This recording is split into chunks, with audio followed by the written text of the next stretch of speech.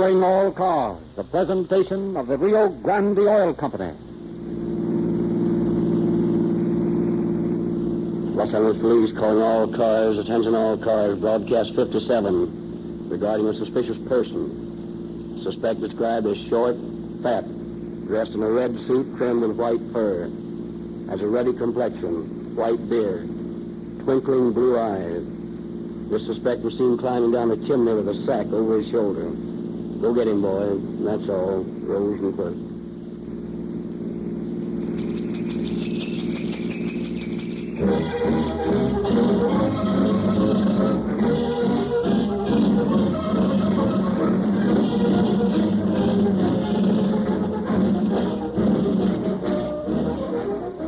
At the darkest hour of Christmas night, just before dawn, a roving police car sights an automobile parked at an awkward angle on a dark street. Suspicious, they draw up behind. What's the matter, buddy? Police officers. Say, I'm glad to see you. I'm out of gasoline. How about giving me a lift to a gas station? Well, you'd have a long walk back this time of the morning, old man. But we've got a reserve can here. Reach back there and help yourself. Say, that's great. You know, I passed an all-night station not long ago, but I didn't like the gas they sold, so I took a chance. There's only one kind of gasoline that works right in my car.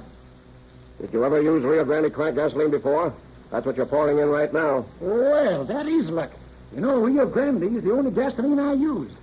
But that's right, I remember. All your police cars use Rio Grande cracked gasoline, don't you? You bet we do. And we feel the same way about it you do. No other gasoline can equal Rio Grande crack for police work. No fooling. It certainly does make a difference in my car's performance.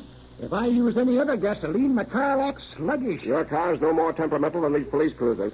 When we step on the gas, we step all the way down. Ordinary gasoline would choke and sputter. But with Rio Grande cracked, we just step right out. Well, here's your can, fellas. You sure were lifesavers. Well, how much do I owe you? Oh, it's a gift. It's a gift. This is the holiday season. Just return the favor to the next fellow you see who needs gas. Tell him to use Rio Grande crack, too.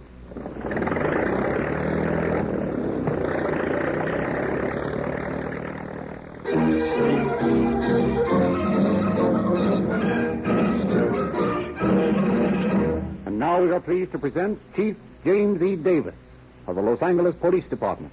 Chief Davis. Ladies and gentlemen, I joined the Rio Grande Oil Company in sending you the season's greetings. May the joys of this holiday season be multiplied and increased for you through the year to come. This festival of peace is no time to remember the strife that so often is a part of life. We feel that at this happy time, you do not want to be reminded how far men sometimes wander from peace on earth, goodwill toward men. Your police officer is a peace officer. His duty is to keep the peace. Beyond and above the call of duty, he often gives his life that the peace of the community may be preserved. These are the more spectacular instances. But every day in every city in the land, police officers perform acts of kindness, of humanity, of courage, which never appear in the public press, and reports of which seldom appear even on the police blotters. It is to this human side of the cop, that we turn our attention tonight. From several western cities, we have selected incidents in which the policeman has been your friend, an officer of the peace. Your policeman lives constantly with the ideal, peace on earth, goodwill towards men.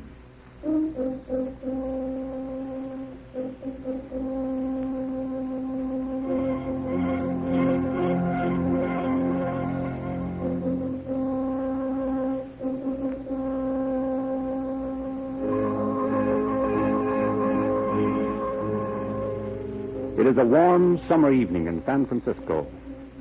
Officer George Guyman, off duty and out of uniform, steps into a candy store to make a telephone call.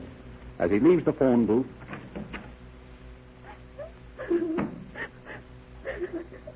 Well, what's the matter with you, little girl?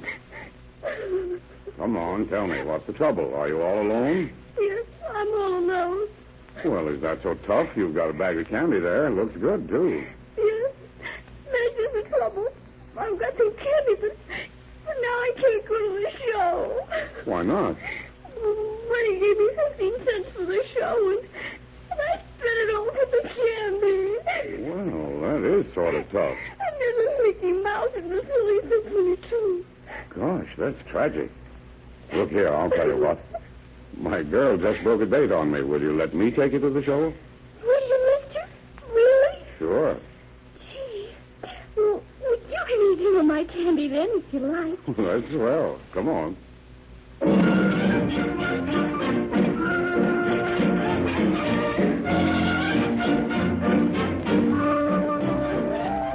The show is swell.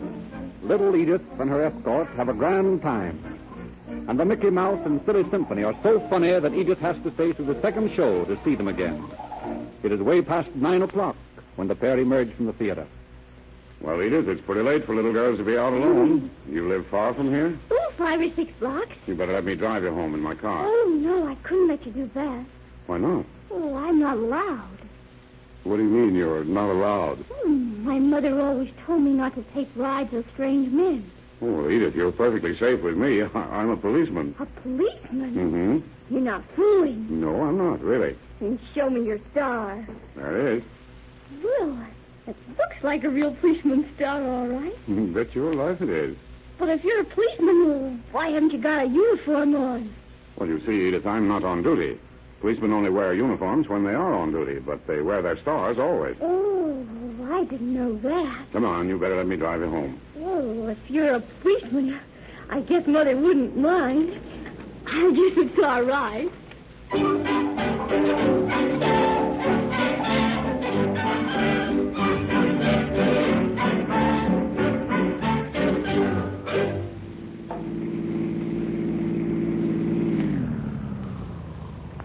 Here's where I live, and there's my mother on the porch.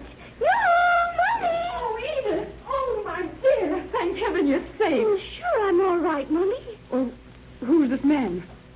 I thought I told you never to take a ride with a strange man. Oh, he isn't strange. He's a policeman. He took me to the show, and... But I gave you money for the show. Well, I spent the money for candy. And I happened to see your little girl crying in the candy store, so I asked her to be my guest at the movies. Well, that's very kind of you, sir, but we've been so worried. I've already called the police and asked them to look for Edith. Why, I thought she might be kidnapped. Well, she wanted to see the Mickey Mouse again. Oh, gee, Mother, swell. Mickey Mouse was in an airplane, and Pluto nearly fell out. Oh, darling, you can tell me that later. It's time for you to go to bed now. Oh, Mother, I want to talk to Mr. Policeman a while. Not tonight, dear. Oh, I must call the station and tell them you're all right. Well, don't bother yourself, ma'am. I'll cancel the call from the box on the corner. Oh, thank you. Yes, and thank you for being so kind to Edith. Not at all. My girl stood me up tonight, but I had more fun taking Edith to the movies than I'd have had with her anyway. And will you come back again sometime and take me to the movies, Mr. Policeman? Well, yes, I'd like to, if it's all right with your mother. Well, of course it is. Gee, that's swell. Only, Mr. Policeman. Yes? Well, the next time you come, could you wear your uniform?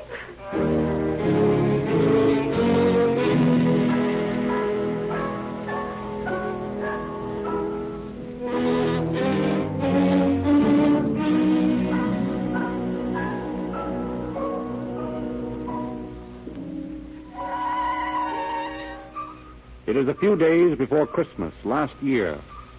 Into a little drugstore in the southwest section of Los Angeles steps Mr. L.M. Reedy. Good afternoon, Mr. Reedy. Hello, Jack. You got that prescription filled yet? Yeah, I think Ed's just finishing it. Hey, Ed, got Mr. Reedy's prescription? Yeah, be ready in a minute. Bobby got the croup again, huh?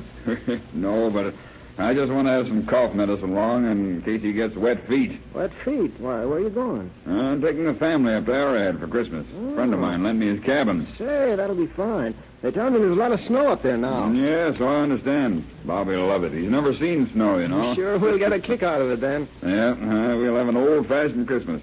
I'm even taking a Santa Claus suit. Now, I'll see whether I can get down the chimney or not.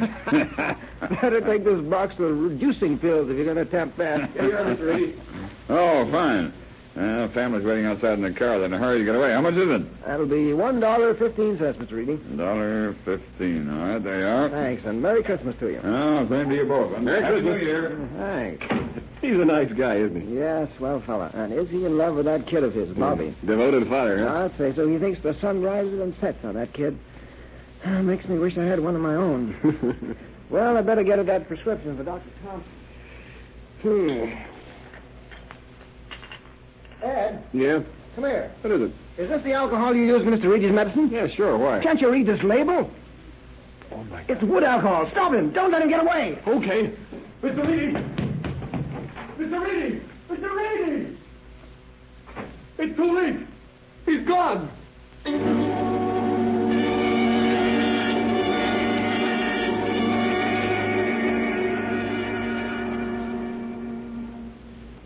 Los Angeles Police calling all cars. Attention all cars.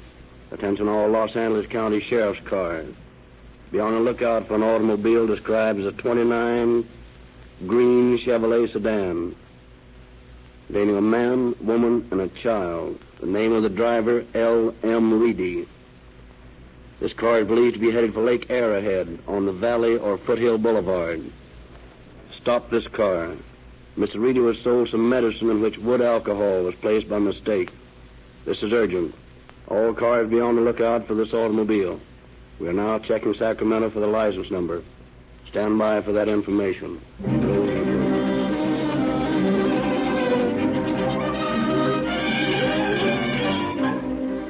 All over Los Angeles, radio patrol cars scan the heavy pre-Christmas traffic for the meagerly described automobile. The teletype flashes the message to the sheriff's substations, to San Bernardino, to Lake Arrowhead. The state motor patrol is notified. The Valley and Foothill Boulevards are watched for the green sedan. Motorcycle policemen stop the traffic in Waterman Canyon, gateway to Lake Arrowhead. A breathless 2 hours pass. And then on the Foothill Boulevard near Glendora, 2 officers in a patrol car. Here comes a green Chevrolet. Keep your eyes open. That won't be it. There's millions of green Chevrolet sedans. I found that out today. Wait a minute. There's a man and a woman and a kid in that one. And they got on wool caps. They look like they're going to the snow. All right, let's go then.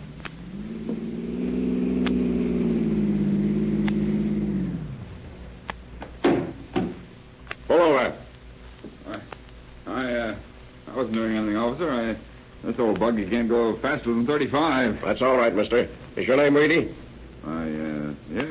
What's the matter? Did you buy a bottle of cough medicine from a druggist before you left Los Angeles? Yeah? Well, I'm sure glad we found you. Let me have it. What's the matter? I need it in case Bobby catches cold. You won't want to give him this. Why not? Because they made a mistake when they filled the prescription. It contains wood alcohol. Good heavens. Oh, Lester, just think. I wanted to give him some back in Monrovia. Here, officer. You take the bottle. I don't even want it in the car. Thanks. We'll just make sure nobody gets a hold of this. Oh, officer, you've saved our boy's life. How can we ever repay you? Lester, we must do something for this officer. Forget it, lady. It's all in the day's work.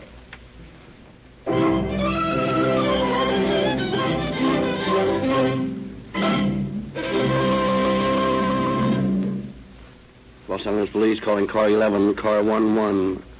5 in Spring. A woman threatening to jump off the building. Get on there, boys.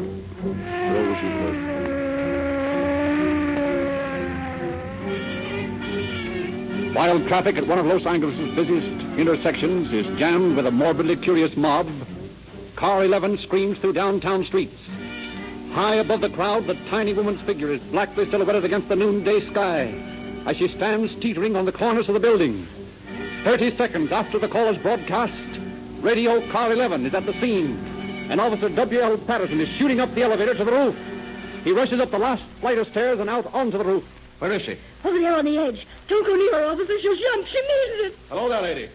What are you doing out there? Oh, man, don't you come near me. Now, you better be careful. You'll fall. I won't fall. I'm going to jump. Why? What's the matter? I'm tired of living. Oh, now that's no way to talk. You know. Well, come on over here, away from that ledge, and let's talk this thing over. No. I've thought it all out. I'm through with life. I'd be better off dead. Oh, what's wrong with life? Everything. My husband's left me. I can't find work. There's nothing to live for. Well, you'll change your mind when you're halfway down, and then it'll be too late. I've never finished anything I ever started, but I'm going to finish this job, and I'm going to do it right now. Now, just a minute. You better think this thing over. I have. Here, look. I'll tell you what I'll do. I'll toss a coin whether you jump or not. What? Sure, you're a good sport, aren't you? Well, yes, I've always tried to be. Okay, now I'll toss a coin. If it comes up heads, you jump. If it's tails, you don't. How about it? Well, all right. I'll gamble with you. All right. I'll toss this quarter. Oh, it fell on the roof. Here, what is it? Let me see. It's a... Let me go! Why didn't you let me jump?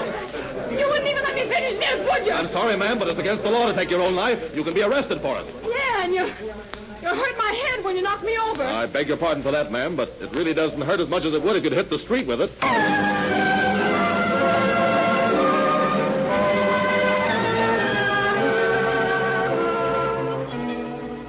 Officer Patterson's bravery in risking his own life to prevent another from taking hers causes much newspaper attention. Once quieted and cared for in the Georgia Street Receiving Hospital, the attempted suicide is glad that she was deterred from self-destruction. And through the Missing Persons Bureau, the police department manages to find her lost husband and reunite the couple.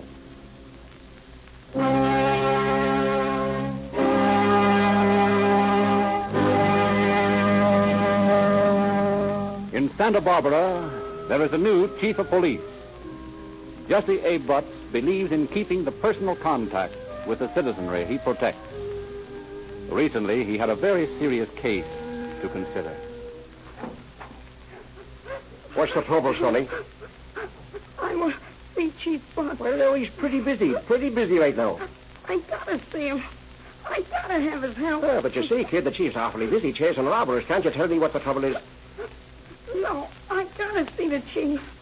What's the trouble, Sergeant? A citizen here demanded to see you, Chief. I told him you were busy, but he won't take no for an answer. Okay, send him in. Right this way, kid. Are you really Chief Butts? Sure. Gee. Come on in and sit down. Well, now, let's have your story. What's your name? Johnny Burns. How old are you? 6, going on 7. And what's your trouble? My dog's lost. Well, maybe he'll come home. No, I don't think so. Oh, sure he will. No, I'm sure he won't. What makes you so sure? Well, you see, I haven't any license for him. Oh. But gosh, I'd be willing to get one. If I could only find a job. So you're one of the army of unemployed, huh? What's that, Chief? I mean you're out of work. Yes, sir. I ain't old enough to sell papers. The other kids that sell papers, gosh, they can earn money for the license. I see. Queenie's a good dog, Chief. She never hurt no one. Can't you get her back for me? Well, now, you wouldn't ask me to break the law, would you? No, not exactly. But I would like to get Queenie back. I don't care much how I do it. Well, come on. And we'll take a ride over to the pound in the police car and see what we can do about it. We're going in a real police car? Sure enough? Sure enough, Johnny. Gee.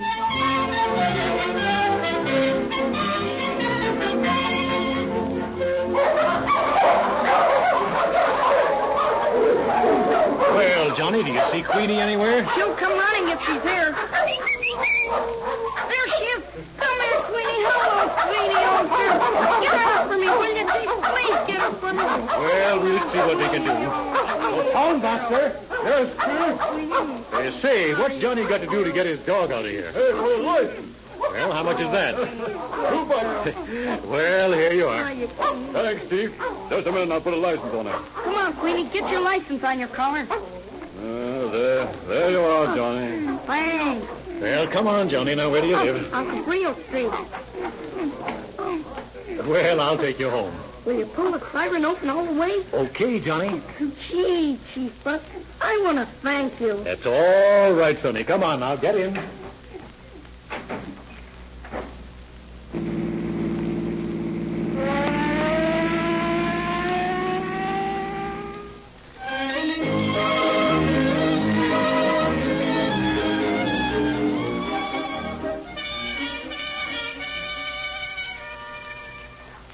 San Diego police calling all cars. Attention all cars. A drunken man has stolen a black Studebaker sedan. License 8Z like zebra 8816. 8Z like zebra 8816. Get in quick, boys, before it crashes into someone. That's all. Officers DeWolf and Stevenson, cruising about in a San Diego police car, hear the warning to watch for a drunken driver. And almost before the end of the police broadcast, the heavy sedan tears toward them, weaving dangerously down the street. There he goes. Boy, is that guy drunk. We'll get him. I'll run him to the curb. Hang on. Yeah. But the crazed driver of the big sedan refuses to stop. He tears on at top speed, endangering pedestrians, narrowly missing other motorists. Officers DeWolf and Stevenson cannot keep abreast of the fleeing car. The shrieking sirens and screaming brakes attract another police car containing officers Westerdahl and Agnew. They join the chase. Get up the gas, Agnew. We gotta stop that fella before he kills someone. Hey, look out, he's gonna hit that streetcar. But the plunging sedan miraculously misses a crowded streetcar, veers to the wrong side of the street, and gets ahead of the police car. Officers Stevenson and DeWolf realize that unless the rolling juggernaut is stopped at once, a serious accident is inevitable. You'll have to shoot, Stevenson. But if I kill that driver, the car will run wild. It's wild anyhow. Hurry up, shoot. I'll shoot up in the air. Maybe you'll stop if he hears a few bullets. The other police car draws alongside, and seeing the desperate measures being taken by their brother officers, they too begin to shoot. But realizing that any second a crash might cost the lives of innocent persons, these officers attempt to get the driver first. That got him. Throw up, that car's gonna turn over. Come on, get him out quick. Come on, before that car catches fire. Put him in your car and rush him to the hospital. No time to call an ambulance. And while the officers are booking their wounded prisoner at the jail hospital, congratulating themselves on capturing the driver before his insane driving had killed or injured innocent bystanders, a call comes to the hospital. Hey, Stevenson. We just got a call to pick up a dead body at 11th and J Street. That's in your territory. Sure, that's right near where we got this crazy fool. How was this fellow killed? He was shot. He staggered into the Quality Creamery, and they called a doctor. But the fella died before he got there. Sounds strange. Come on, DeWolf. Let's hurry out and check on this. Detectives Jerry Leitner and E.A. Dykeman of the San Diego Police Detective Bureau joined the officers and the ambulance surgeon at the scene of the killing. Shouldering through the morbidly curious crowd, they interrogate the surgeon. I'm sorry I can't help you much. They called me and I got here in just a moment, but I couldn't save him. The bullet had penetrated his brain. Well, let's look for some kind of clues over here on the ground. Doctor, will you see if you can extract the bullet? Now, any of you folks know anything about this man? Well, here's his wallet with his identification card, Leitner. And here's a couple of dollars. Doesn't look like robbery. Here's the bullet, Lieutenant. It was easy to reach, but it's a funny kind of bullet. It's all flat and bent. Oh, I'm afraid I know the answer. Well, take the body away, Doctor. Come on, move on, you folks. DeWolf, you and Stevenson, come here with me, will you? Okay. Listen, you fellas went right past here a little while ago chasing that drunk, didn't you? Yeah. We started shooting back there a ways. Officers Westerdahl and Agnew caught up with us back there, and they were shooting, too. We were shooting in the air until the last shot. We hit him with that. Well, here's where the man was standing. You can see the bloodstains yet on the sidewalk. And the bullet went right through the top of his head. Must have come from above. Now, look at this bullet. It's all flattened out and bent. And must have ricocheted. Say, do you suppose one of the bullets we fired in the air could have hit a building and ricocheted back to kill this man? Hey, look up there at that cornice. Huh? See that fresh scar? Could have hit it. It could have hit there and bounced over here and killed this innocent bystander. Hey, that's a terrible thing, but, well, it could have happened. Of course, we're not actually responsible, but it was entirely accidental. I don't like the job, but I'll go see this man's family. That evening, Detective Leitner comes into the San Diego police station and walks somberly up to the group of officers at the sergeant's desk. What's the matter, Jerry? Why the sad look? Boys, I like to think I'm a hard-boiled cop, but I feel so low now I'd like to cry. Oh, what's wrong? Can we help you? It isn't me, fellas. Remember that man killed today at 11th and J? Yeah? Well, he was killed by a policeman's bullet. It was accidental enough. The bullet hit a stone cornice and ricocheted, so we're not technically responsible, but I was just calling his widow. It's a tough spot for her. She hasn't a cent. Her husband was out looking for a job when he got killed. And they've got two little youngsters, cute kids. I talked with them. They don't know their daddy's dead. I had to buy their dinner, not a bite in the house. What's going to happen to that woman, boys? Gosh, gee, that's tough. Looks like we're morally responsible for her. Come on, boys. Let's make up a purse. We can't let a widow when kids go hungry. Now, wait a minute. This takes more than a little, though. An innocent man is dead from a police bullet. Accidentally, I admit, but I feel it's up to us police to take care of that family's future. A few dollars won't release us from that responsibility. Yeah. Oh, I guess you're right. Let me offer a suggestion. I'm president of the police relief. All you fellows pay money into the fund every month. What do you say we turn that money over to the widow? Yeah, but that's against the rules, Jobbins. The money we cops pay into police relief is just for the families of police officers injured in line of duty. Well, don't you think if we asked the boys that they'd all vote to change the rules? During that night and the next day, the word spread from one man to another in the San Diego police force. The next day, Detective Joe Jobbins, president of Police Relief, received the unanimous vote of the entire police department, authorizing him to suspend the rules and do everything possible for the widow and her children. At the next meeting of the Police Relief, Detective Jobbins makes his report. Well, I've got bad news for you, men. You authorized me to take care of the family of that man who was accidentally killed by a police bullet. Well, I did. I've paid their rent, clothed them, buried the husband decently, and given the woman $500 in cash. Gentlemen, we haven't a cent left in the treasury. Who cares? Be quick, Joe. Oh, shucks, Joe. You're a piker. We're just starting. I make a motion that the police relief take care of this family as long as they need help. Do I hear a second? Yeah, I'll second that. All in favor, say aye. Aye!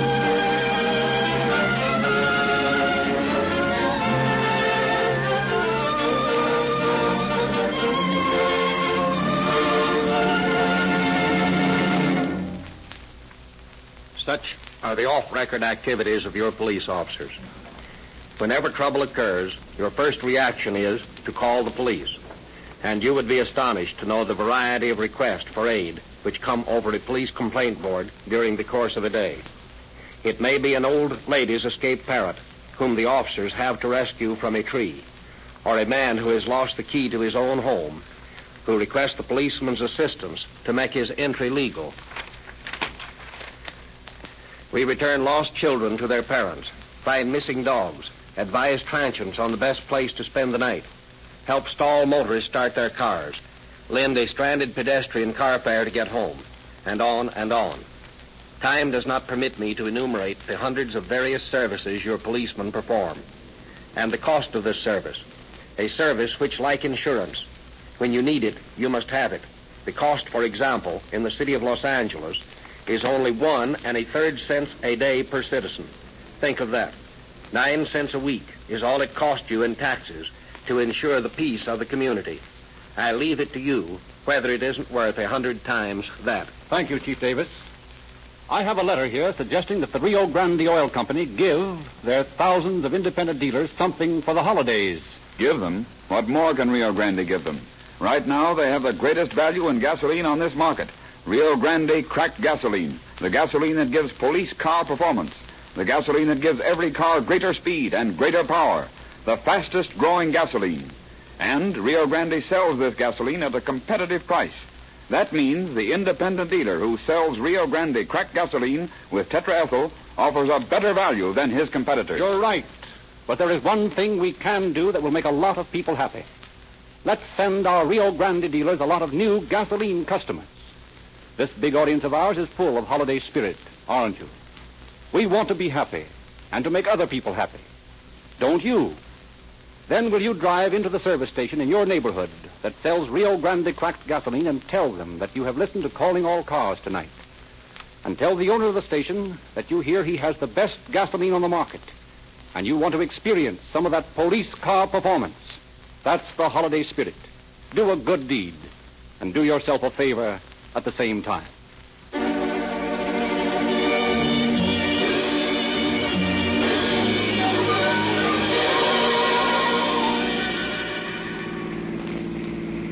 Los Angeles Police calling all cars, attention all cars, cancellation broadcast 57 regarding a man climbing down chimneys. The suspect in this case has been identified as Santa Claus. That's all. Rosenquist.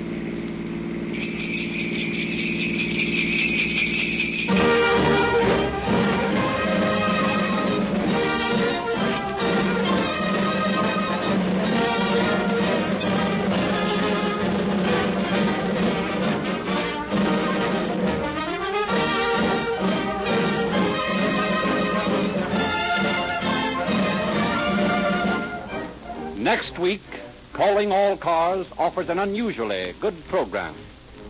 The most exciting scenes from last year's episode will be re-dramatized. A half hour packed with thrills and excitement. The most interesting moments of 1934. This is your narrator, Frederick Lindsley, bidding you good night for the Rio Grande Oil Company.